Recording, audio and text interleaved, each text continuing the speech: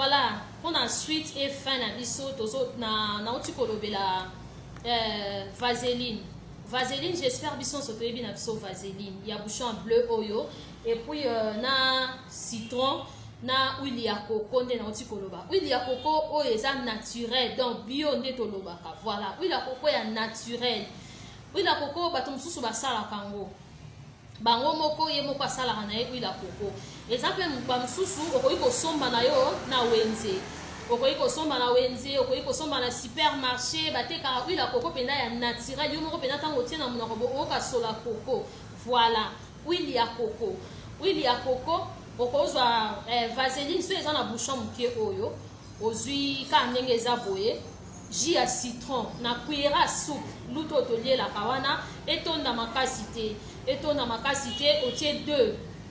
Otie na kati ya vaseline. Ozwi huile ya coco. Okozwa pe 2 cuillères à soupe wana etonda pe ka makasi te otie. O mélanger pendo sali mélange na yo.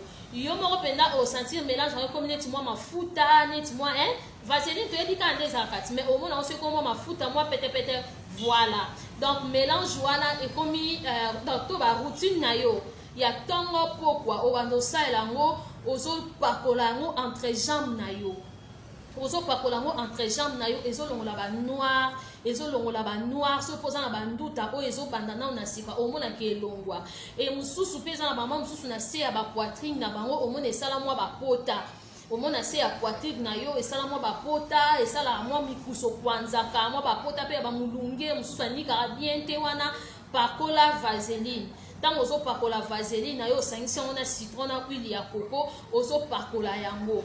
Ozo pakola yango ekosunga yo makasi. Ozo pakola yango entre jambes na ekosunga yo makasi. Omona ke solo ekobanda ozala te, omona ke ba noir wana esala wana ekobanda ozala te.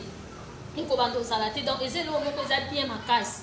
Eza bien makasi so bo saleli yango bino mo bomona. Donc vaseline kaka na citron na huile ya coco. Huile ya coco penda ya naturel ya bio. O penda basali penda na mafuta coco penda zo mona penda na solo ya coco. Voilà wana ba huile ya coco ba mélange te. Eza pete ke o huile ya coco mo te huile ya coco penda ya bio.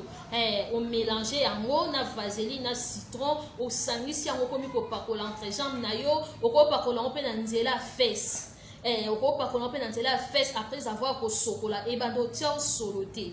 Okopa kolompe na nzela fesse na se ya mabele ozo pakola yango ba place comme moni ba noir wana ba ko éviter ba solo na ba noir wana et ça la bien makasi.